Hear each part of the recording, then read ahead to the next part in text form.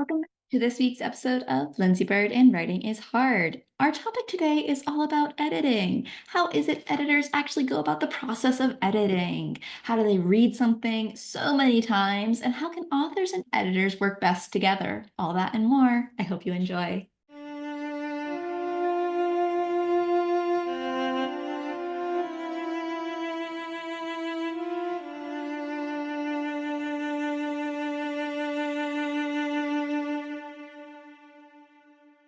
Today's interview is with Jennifer Brozek. Jennifer is a multi-talented, award-winning author, editor, and media tie-in writer. She's the author of Never Let Me Sleep and The Last Days of Salton Academy, both of which were nominated for the Bram Stoker Award. Her YA tie-in novels Battletech, The Nellis Academy Incident, and Shadowrun, Auditions have both won Scribe Awards. Her editing work has earned her nominations for the British Fantasy Award, the Bram Stoker Award, and multiple Hugo Awards, including this year's 2025 Hugo Award for Best Editor, Short Form. She won the Australian Shadows Award for the Grants Pass anthology, which was co-edited with Amanda Pillar. Jennifer's short-form work has appeared in Apex Publications, Uncanny Magazine, Daily Science Fiction, and in anthologies set in the worlds of Valdemar, Shadowrun, V-Wars, Masters of Orion, Well World, and Predator. So thank you so much for being here. I really do appreciate it. And to start us off, you are both writer and editor. So when it comes, what comes first to you, writing or editing? Well, for me, it was writing. But I wasn't one of those people who wanted to be a writer from the beginning. I was a computer engineer. I was a QA engineer for 14 years. But I was also a gamer.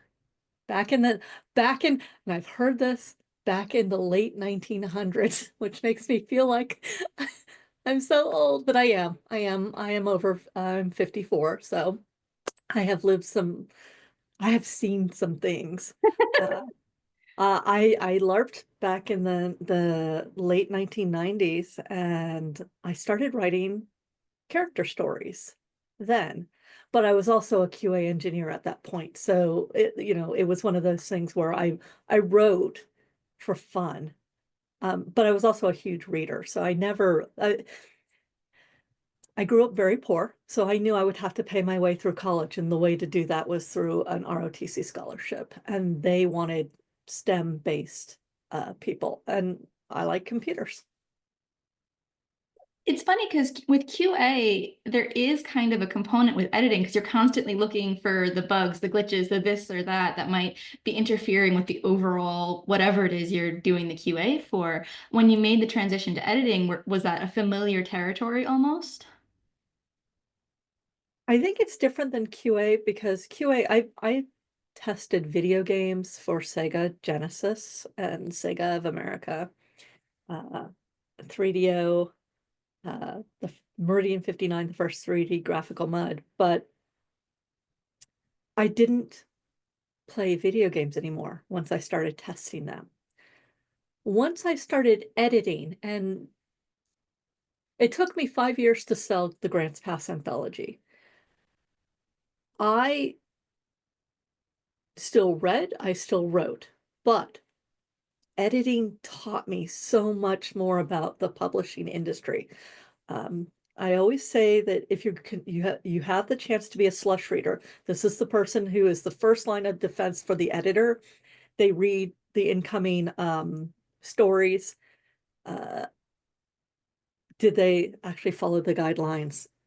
Did they send you a romance when it was a zombie novel, or uh, is it specifically science fiction, but they sent you a traditional fantasy? The slush reader reads all that and winnows it out. And I guess in this day and age, the slush reader now winnows out the AI stories that um, are becoming quite the problem for the editor. But I never actually put the two together, the visual component. Um, I'm just really good at breaking software, and I know how to do the repetition. It's part of one of the things that makes me a good editor is that I put systems in place to edit stories. I have a first read, I have a What are my questions that immediately pop up? Do they get answered later? Can the reader keep up? Is it a bunch of talking heads in a white room? It's these are things that I think about, but it is part of my QA nature, I guess. Well, it's interesting because, like, one of the things that I've always thought about when I think of my editors is how do you read the same thing over and over and over again and not get bored with it? And so I do wonder if that's also from the QA thing, like you said, with the repetition, because I know for myself, I can't read the same thing that much. So how do you like actually physically do it? Well, there's different ways of doing it, and I'm actually teaching a class for the Level Up Business of Writing seminars, and it's called 7 Steps to Better Self-Editing. So when I am editing someone else, one of the things I'm looking for is what their voice is. What is their point of view? Um, I'm not focused on the story, but I will say the mark of a really good author is when I keep getting lost in the story rather than focused on the technical aspects of how is the pacing, how is their use of grammar, does do the characters head hop, the narration head hop? And if you're going to switch points of view, you should have it in separate chapters. And I'm thinking very technical. I have a very different mindset. uh, and when I'm editing, I'm looking for different things. There's different passes. The editorial pass, I'm looking for plot holes, I'm looking for inconsistencies of characters, I'm looking for, well, what happened to that gun? Or what happened to that character you introduced in chapter 3 and we haven't seen for 7 chapters? And it's like, do we need this character? Are they going to come back? Um, when I used to do freelance editorial letters, basically the most expensive book report you'll ever pay for, what I found out was most authors don't actually know where to start a story or where to end it. And that's true for short fiction.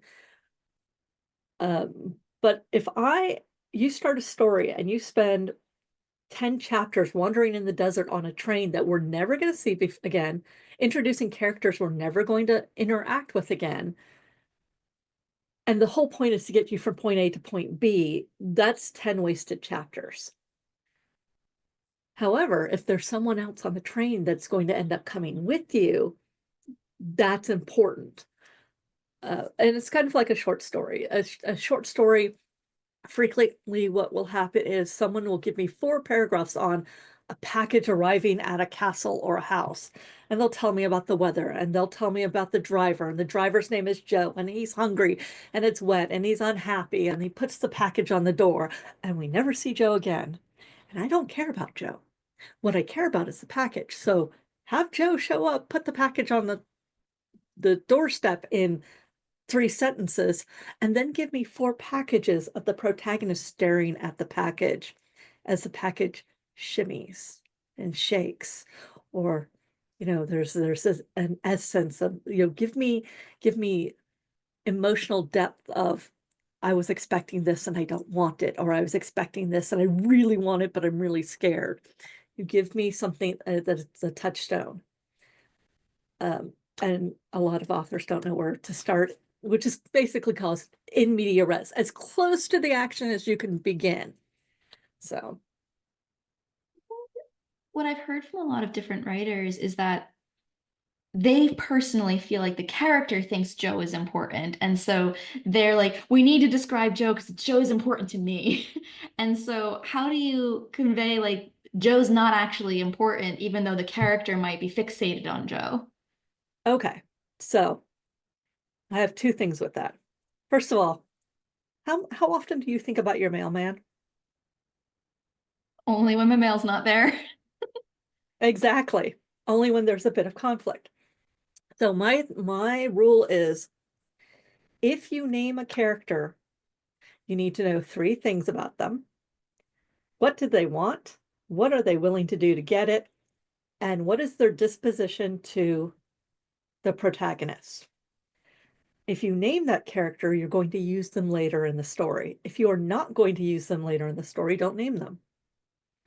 Unless it is a specific, oh, by the way, everything I say is opinion based on the experience of the author and editor. There is no golden rule. There is no silver bullet.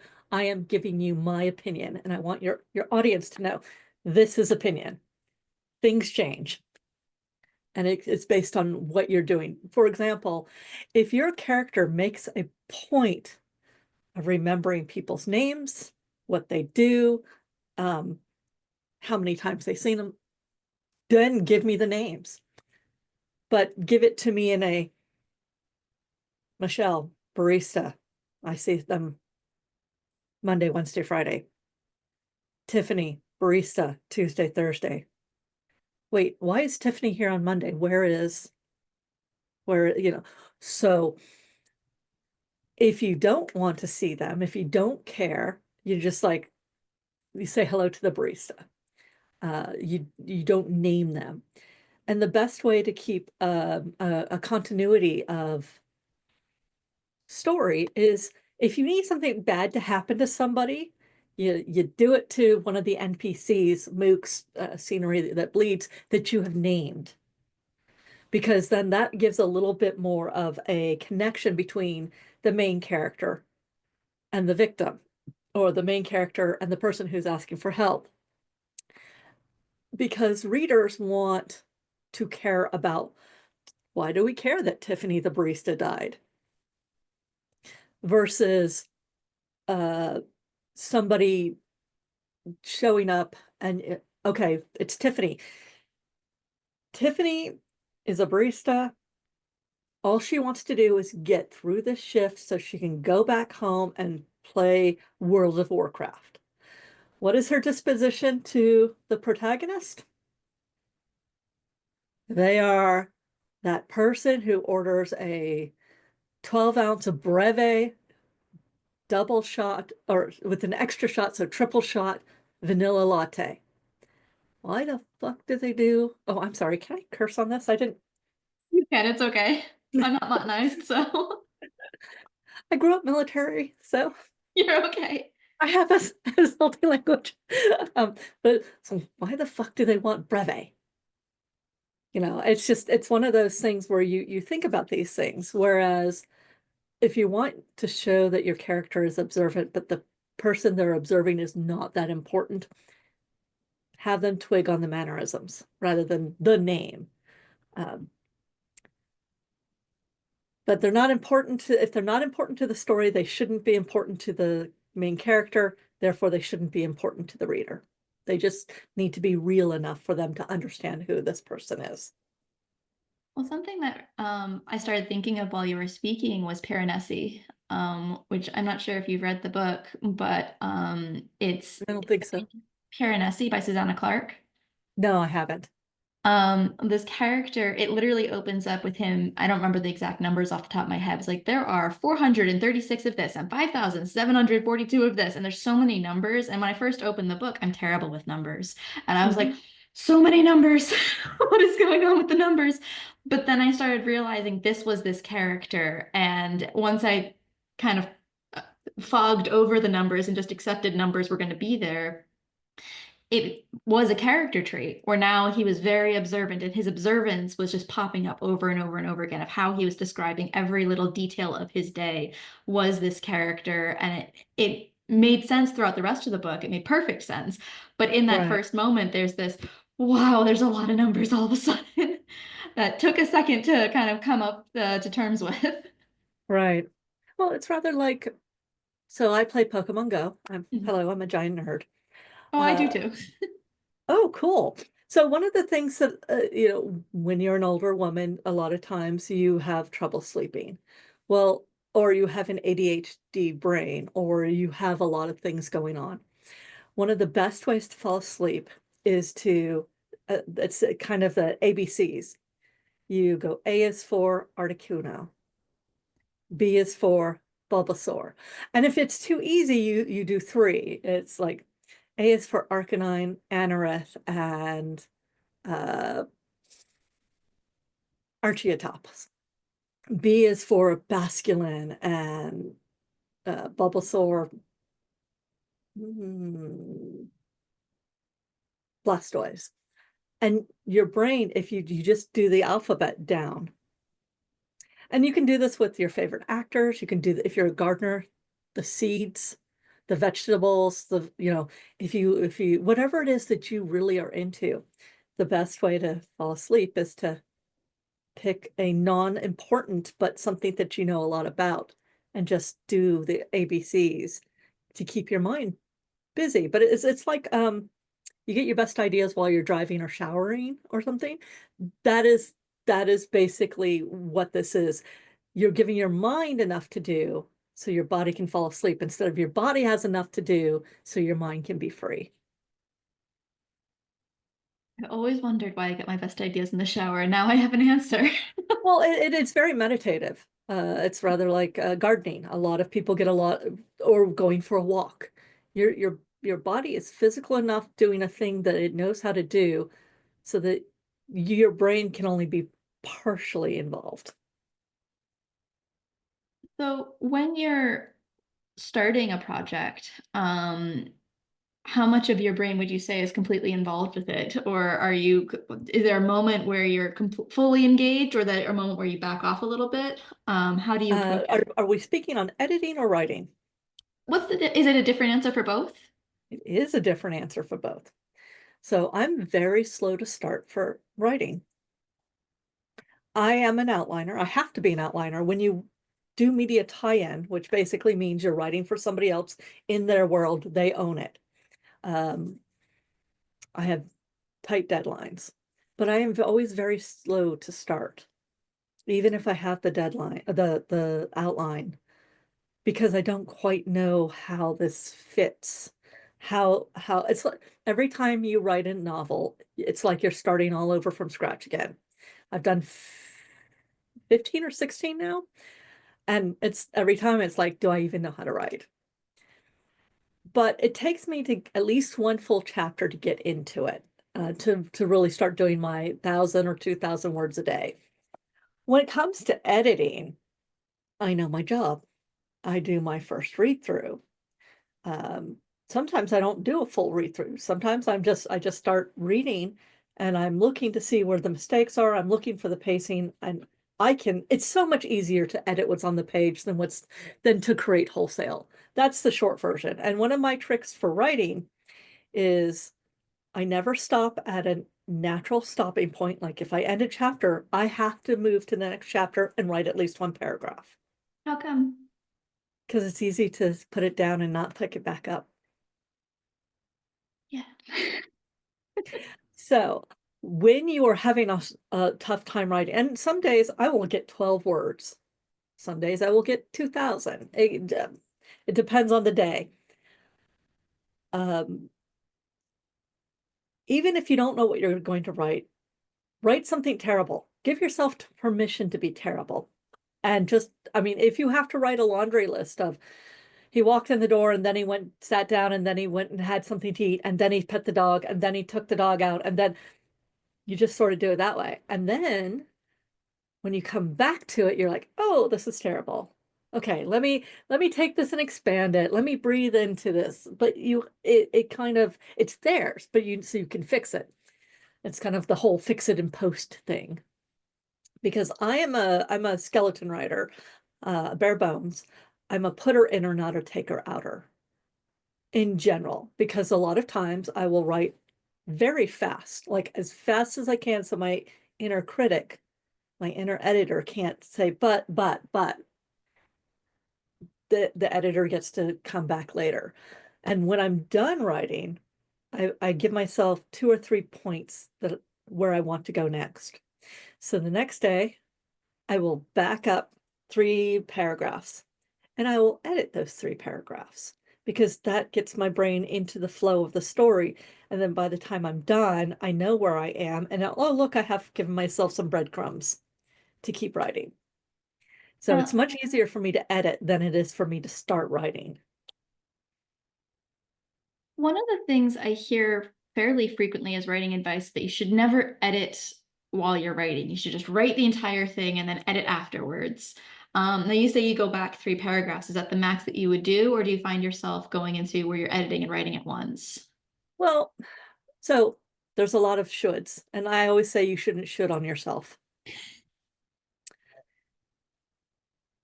The best system is the one that you're going to use. The person who finishes a novel is ahead of 98% of the other writers out there, just flat out. So there's an author, Alexander Maxwell Drake. He literally writes and edits as he goes. But it may take him a full day to write a single paragraph.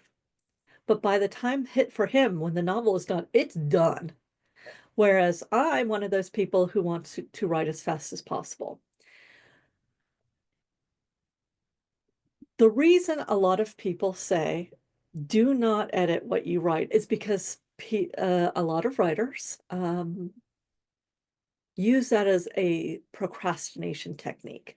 They will continue to edit and re-edit and edit again the first chapter or the second chapter over and over and over because they're not sure where to go, because writing is hard, because there's a plot hole and they haven't figured out how to get by it. For me, like I had a novel that the due date got pushed out a full year. So I have the first, I don't know, 7,500 words written. I am obviously, when I get back to that novel, going to start at the beginning and edit on the way down to figure out where my brain was. For me personally, though, when I am in the thick of drafting, if I'm in draft mode, I will always go back, whatever feels comfortable about that much of my page. So if it's 5 short chapters, or if it's 1 long chapter, or sorry, paragraph, that's where I go, because it helps get me into the mindset. Because one of the hardest things in writing is starting. And if I know you're just gonna edit 3 paragraphs, and it'll, once you get into the flow, it's why I have a clock here, and it's a visual clock where as it goes down, this goes down, and I've turned off the button, the noisemaker at the end, because one of my personal tricks to writing is all you have to do is 15 minutes. Even if you just sit there and type nothing, you have to sit there for 15 minutes. Once those 15 minutes is over, if it's not coming, it's not coming. But I have learned to turn off the bell, because once I get into the flow, I don't want to get interrupted. So yeah, editing is so much easier than writing. Have you found that working as an editor has changed how you've written in general, or have you seen your writing evolve in some way because you've had so much practice as an editor? Absolutely. Like every time I learn a new editing technique, my writing gets better. And I use these techniques on other people's stories. It's always first a visual reading, with, I always use track changes, but then I hide the track changes because I don't like the messiness. It's not until I'm done that I turn it back on and I'm like, oh, that's a lot. Um, I also, let's see, I read, I write, I edit. If it's my writing, if I can put it away for a little bit, I do, and I work on something else to kind of get distance mentally and time-wise. If it's somebody else's, I'm doing multiple passes. So I will do a dev pass, and if there's something that is like, I need this, you need to add chapters here and here doing this, I can send it back to the editor, the author, and that's time away from it, and that helps me. And when I get it back, I will do a visual read over what they've done and then decide whether or not that's good enough. And then I'll start at the top and I'll have the computer read it to me Like from chapter, verbalization, reading it to yeah, you? text to speech. I use Word. What is the word called thing? Bubble now. It's called Speak. And I can select a paragraph and I can just listen to it. So I've done the dev stuff and now I'm looking at the pacing and I'm looking at the cadence of the words and I'm listening and I'm doing it in a computer speak, even though it will mess up words like it'll say live versus lived or read versus read, you know, or read versus read. Uh, and I'm used to that, but it's not in my voice and it's not in the author's voice because frequently I listen to the author read. So I also know what their cadence, their personal cadence is. And I will listen to the words and that will catch all the dropped S's, dropped A's, thes, um, added an ED instead of an S, that versus then. One of my rules is spell check is the double agent behind enemy lines. Never trust it. It will allow you to barely do something rather than barely do something. Um, and it will stab you in the back It will. constantly. Timber versus timber with the ER and RE. Those are two very different words, but they sound exactly the same. So a lot of times my first pass is I'm listening and I'm looking at the words at the same time to see if what I'm hearing is actually what the correct word is.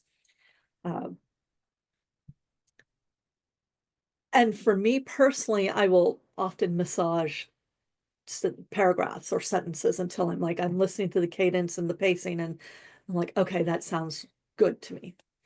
When I'm doing editing another author, all authors have particular quirks, stylistic things. Shauna Maguire likes to have parentheses in the middle of her in her prose. So does Murray Bilodeau. Jonathan Mayberry has a very specific structure set up for his short stories. Since I've edited these people, if I will make changes, they will come back to me and say, well, this is how I always set it up, but if you want it different, we can do that. That was for Jonathan Mayberry. I'm like, no, you know what? I'm not married to my change. Whereas Shonen, do not mess with her dialogue. Of course, I'm also one of those people that are like, do not mess with my dialogue unless it's an actual error. People do not speak correctly unless that is their specific quirk. There are run-on sentences. There are badly used words. What does the character sound like? And so I have to be careful to let those things go through. Also, I'm the kind of person who doesn't want to use the word said or asked. It's just, that's my personal voice. I want body language to be a dialogue attribution, whereas a lot of people use the word said.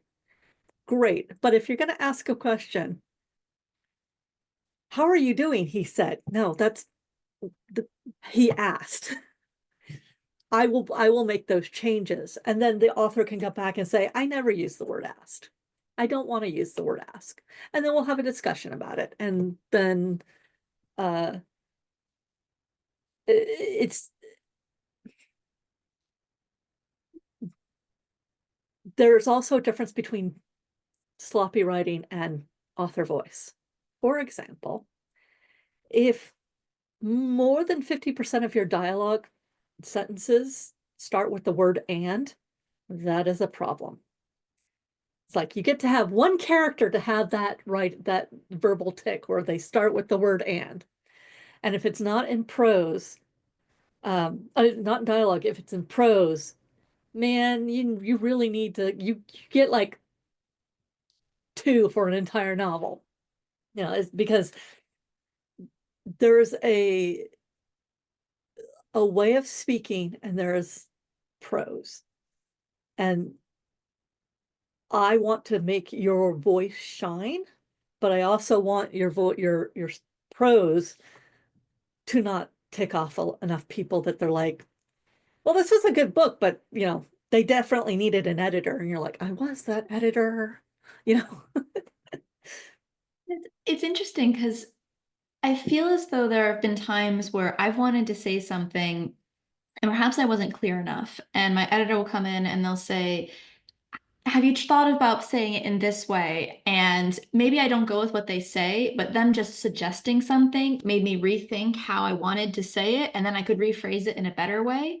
As an editor, when you come across those lines, how do you convey that to the author? So either the author doesn't get all personal about it and it's like, don't touch my work. Um, but also it works for this is what is probably best for the reader experience. Okay. Well, I will say the more experienced an author is, oftentimes they're easier to work with. The more junior a writer is in their career, the more precious they are about their words. So there's a couple of things. There is a dialogue that happens between the author and the editor. No editor should have a fiat. And even if it's tie-in fiction, where someone can look at a story you wrote and with stories you created and look at it and say, that person wouldn't act that way. And I can't be precious and be like, well, yes, they would. I made them up. It's like, okay, if they're from this specific region in your world, their cultural says they wouldn't do it that way. I will, for the most part, if something is not hitting, I will highlight it and I will say, this is not clear. I do not understand it. Please rephrase. If something is out of character based on what I have read, I will highlight that and say, based on your, previous characterization, this is what I think this character would do. If it's not enough, if I need more, I'll say, I give me more here. Or come on, she's getting out of the car without even looking back and they had this hot kiss. Come on, give me more here. Um, I am frequently telling authors to touch three senses in every scene.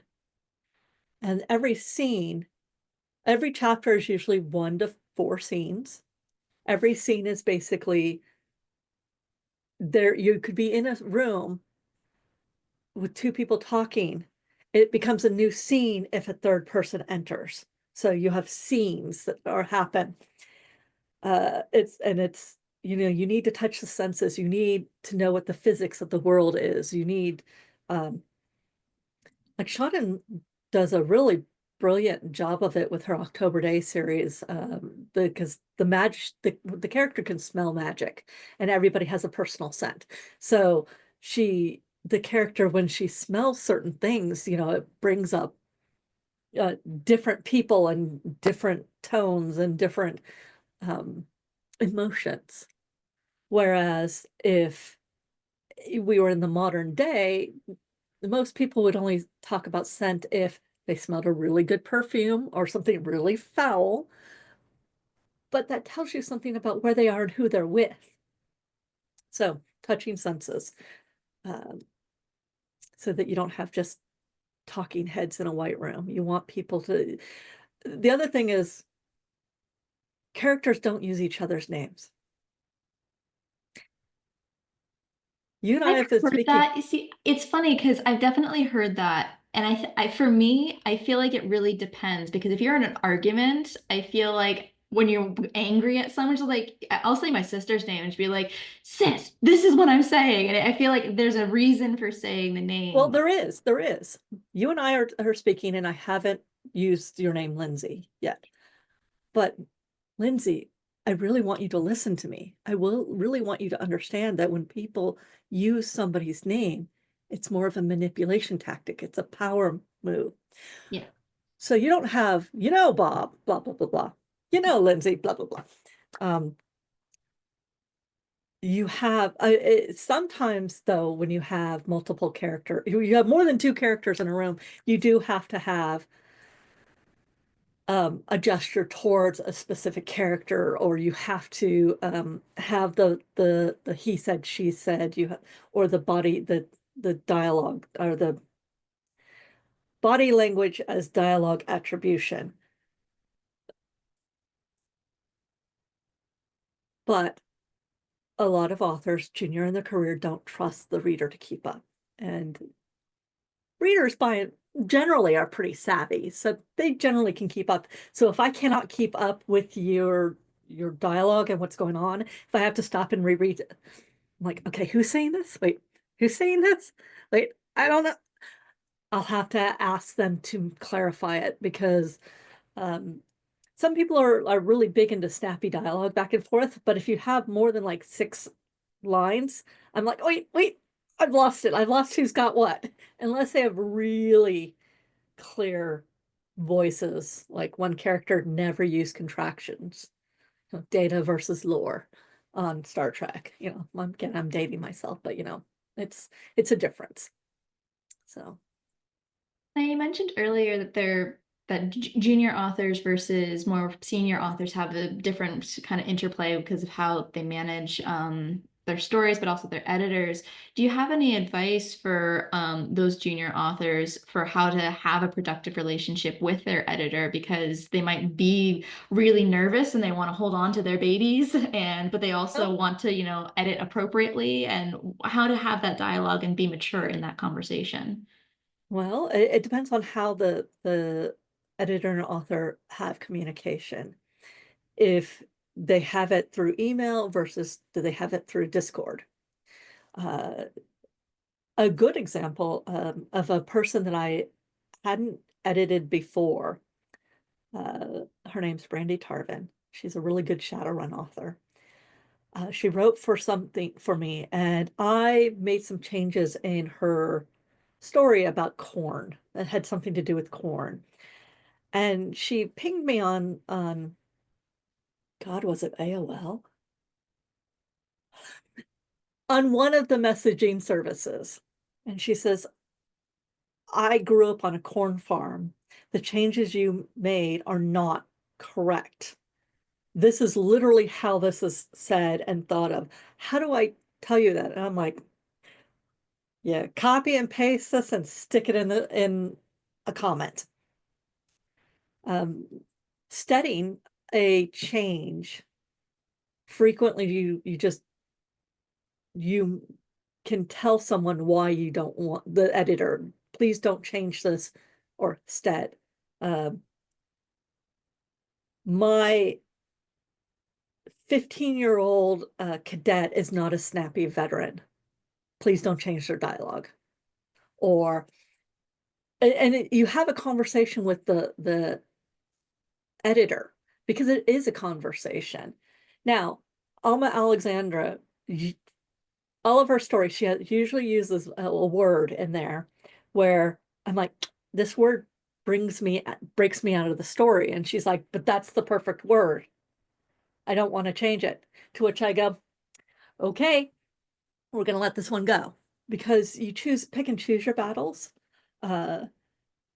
An editor author relationship is not supposed to be adversarial. The editor is the wind in your hair, it's the sunlight on your face, it is highlighting your natural talent. Your talent may be very raw, in which case we're doing a little bit of honing along the way, and it may hurt. I mean, John Helfers edits me on a lot of my stuff, and I get it back and it's totally covered in red, and I'm just like, can I even write? And I don't accept everything he says to change, because I'm like, nope, nope, you're putting your voice in here. Nope, I'm not going to do that. Or I'm like, okay, yeah, that sounds better than what I said. When I edit other people, I specifically want their voices to shine. So rather than make direct changes, I will often highlight and say, this doesn't work for this reason, rephrase, or I don't know who's speaking here, or hey, what happened to Neil? He was in the scene like two chapters ago, but yeah, he's gone. and they're like, oh, I had one of those where there was a band, and their manager, the character, the conceit is in this band, their managers always get murdered. And I was just like, hey, wait, what happened to the manager here? Wait, he just showed up again. Wait, where has he been during this other time when these bad things were happening? So, go back and make the author put in 2 or 3 throwaway lines of them going, yeah, I'm not going to stay here. Good luck. I'll see you at the gig. But you're the editor. You need to catch those things. Because if you catch them, if you don't catch them, the readers will catch them, and then the readers will be very vocal. The counterpoint to that question is sometimes there are very insecure authors who go, okay, the editor has 20 years of experience. They know better than me. I'm just going to accept everything that the editor says. They are the word of God. How should that author either work on trying to gain that confidence when they're in that situation where they see something and they're in their heart, they're like, you know what, I want to keep this, but they're the editor and I don't know what to say. Well, editors are people. We're human, we're people, we're fallible. I would counsel, unless the author has had a really bad experience with this specific editor before, to always feel free to ask questions. Come with it with a growth mindset. Be curious. Be like, I really liked this turn of phrase. Why don't you want it? Well, because you used the word zestfully 5 times in a single short story. And we all have these stupid writer tricks where at one point I was doing blah, blah, blah, blah, but blah, blah, blah, blah. And like every other paragraph, I was doing that. And, the editor came in and like slashed. Or I mean, I feel when it's a much more senior writer like Ed Greenwood, I'll give a systemic note. You're using a lot of passive voice to comb through your story and eliminate it. I've eliminated some, but you need to go through and get rid of your passive voice. For a junior author, I will say this. One, editors don't know how junior you are unless you flat out are, this is the first thing I've ever sold. So they assume that you're going to be a professional author and you know what you're doing. So when you push back on something, politely, firmly, don't frickin' touch my dialogue. It's just like you need to stand up for yourself. So authors need to be their biggest advocate and their biggest cheerleader. If you have sold a story and it needs editing, the story is good. You would not have sold it otherwise. If you're really concerned, talk to a friend, talk to another author, and say, hey, I'm noticing this thing. How do I tell the editor that? Authors who, I call it, grow up together, can lean on each other. The writing is not a zero-sum game. Publishing is not a zero-sum game. No one has to lose for you to win. And we will all end up working together. Frequently, we see authors become really good friends, and you're like, my God, how did, Sean McGuire and Amber Benson get to be such good friends? And oh my God, they're the cool girls. Well, they both had debut novels out at the same time, so they were on the same level, so they could talk to each other. And a junior author who has an opinion but is not confident enough to go directly to the editor should talk to someone else and say, am I being a diva here? Now, most people who are divas won't do that. They're just gonna go through. Uh, and the editor can, it depends on the editor on how they're going to react to it. But remember, editors are people. You can talk to us, you can make mistakes. We make mistakes. No, I think that's really good advice. And I think it's something that a lot of people do forget because, especially when you're a debut, you're so excited to Mhm. get the deal that you're like, I don't want to be a squeaky wheel. I don't want to be the person that's complaining about anything. And so you build up these barriers and these expectations before you, and you almost get in your own way a little bit. Yeah. Well, you're a debut author, so you know other debut authors. You should compare and contrast how their time is going. And if you have an agent or they have an agent and those agent have, if you all share the same agent, you should be able to contact some of those other authors and say, hey, I have a question. Would is this normal? Is this what you experience? Like, for example, I'm doing something new. I wrote a story for Valdemar. I recorded one of my stories for Valdemar, like professionally recorded. And then I got my pickups back. And now I've never done this before. And I had like 54 pickups. And I'm just like, do I just really suck at this? Talked to Trendane Sparks, who is a voice actor and a friend of mine. And I'm like, do I suck at this? And he's like, when's the last time you did this professionally? He's like, I'm like, I haven't. I do podcasts. I do voice acting, but I'm not reading for an actual book. He's like, yeah, this is normal. And then the next set of pickups, I only had 24. He's like, see, you're going in the right direction. But in between the 54 and the 24, he looked at my Audacity. It's the recording software. And he's like, oh, you should do X, Y, and Z, set up these things so that, it dampens the surround atmospheric sound. I'm like, oh, okay. And then the next pickup, I think I only had 10, and I haven't had to do another set of pickups. I'm hoping I don't have to do any more pickups, but I never know because it was the first time I did it professionally. So I turned around, I talked to a professional. I'm like, do I suck? Is this normal? And he's like, no, you're just learning what we pros already know. So we're running a little low on time, but I wanted to ask you before we go, is there anything that we haven't had a chance to talk about today that you would like to share? Hmm. In response to debut authors, all authors start somewhere.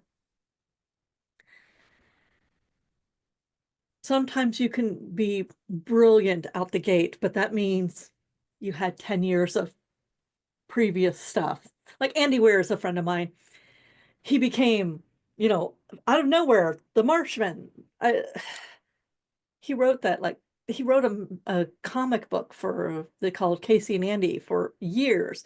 He wrote a second comic book. He edited that story for years. He self-published it because he didn't want to go through the process. But he had so many typos and stuff. He came to me and said, will you edit this? I'm like, no, I won't. I don't like hard sci-fi, but I know an editor who does. And I sent it to another editor. And I'm like, and you're going to have to pay him because he's like, yeah, I can pay him. It got edited. It got put back up on Amazon. And after that, that's when I think it was Brown Books, whatever, the publisher came to him and said, hey, can we edit this and manage this? And he's like, yes, that's all I already wanted. I just didn't, it took too long. Um, and then he got to understand what the sophomore book would be like, Artemis, because he spent years honing The Martian and he got 12 months to do Artemis. But by the time he got to the third book, I believe it was, Project Hail Mary. yes, Project Hail Mary, he was much more experienced. He understood what he needed to do. And that is one of the things authors need to know. So, because I had a book pushed out a year, I was going to have a novel put out. So I went and I'm like, I got to have something out this year. So I literally just released Tales of the Hucked Tankard. It is is a short fiction collection of my very first professionally published fiction. So there used to be a magazine called Dragon Magazine, or there is still a Dragon Magazine, and they have fiction in the back. Well, Campaign Magazine, I used to do RPG reviews. And so I proposed short fiction to them, and they loved it. And the conceit was the character got into adventures because she could throw a tankard, an ale tankard at people. So there's all these utterly ridiculous little stories. I think 7 of them got published. The 8th one did not because the magazine folded. That's what happens. But I edited those stories, including the unpublished 8th one, and then I wrote a 20 years later story with that character. And I have to tell you, Wolf, editing something that I wrote over 20 years ago, I'm a much better writer today, but I did edit it. And I did a pretty heavy edit, but I didn't change the stories. So if you want to see where someone like me came from, Tales of the Huck Tankard, out now in Kindle. Well, I think it's a good it's funny because I see so many people who are like, that first thing I wrote, it'll never see the light of day, and they never want to share it. But there is something quite charming and quite lovely about we all started with the stick figure drawing version of writing a story, and then we eventually got to the great museum masterpiece that was the eventual artist we became. Right. Frank Herbert did that. Frank Herbert's Dune got rejected 26 times before it got sold. I think about 10 years ago, his original version of the book got published. Oh my God, it's a completely different book. And I'm glad it got changed, but it's a completely different book. So everybody starts somewhere. We do, and I think that's just a lovely way to end our conversation today. Thank you so much for joining us today. Thank you. I've appreciated this. Fantastic.